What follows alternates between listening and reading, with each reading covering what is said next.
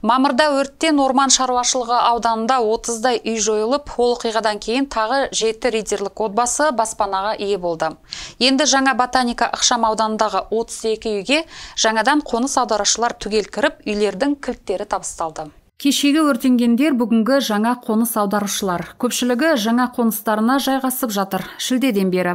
Соңғы 7 отбасы кілттерін 17 тамызда алды. Табиғи өрттен зиян шеккендерге баспана құрылысы уақытылы 15 тамызға дейін аяқталды. Барлығы 32 үй салыну керек болды, толық салынды, инфрақұрылымы жасалды, жолдарға асфальт төселді. Керемет, жаңа әдемі ықшам аудан пайда болды. Барлық баспана иелеріне кілттері толық тапсырды. Енді тек құжаттарын өз аттарына рәсімдеу ғана қалды.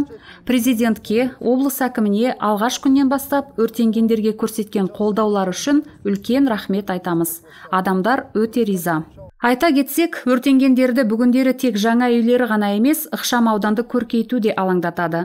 Қысқа мерзімде бұл ауданда электр желілері өткізіліп, көше жарығы орнатылып, жолдар, тротуарлар асфальттанған. Балалар және спорт алаңшалары көркейтілуде. Мемлекет тарапынан мұндай қамқорлықты көпшілігі күтпеген. Мы этого очень долго ждали. Біз ең соңғы болып жаңа үйімізге көшіп жатырмыз. Қуанышымызда шек жоқ. Барлық көмек көрсеткен адамдарға және мемлекетке зор алғыс айтамыз. Мемлекеттің өз халқына көмек көрсеткені керемет. Мемлекеттің осы қамқорлығына ризамыз. Керемет ауданда тұратын болдық. Ең бастысы баспана бар. Ерекше алғыс сөздерін өртенгендер елбасына, облыс және қала әкімдеріне үлкен көмек көрсетілгені үшін білдіреді. Сонымен бірге жанашыр ридерліктерге және қазақстандықтарға күштерін біріктірген барлық адамдарға өртенгендер өз рахметтерін айтуда.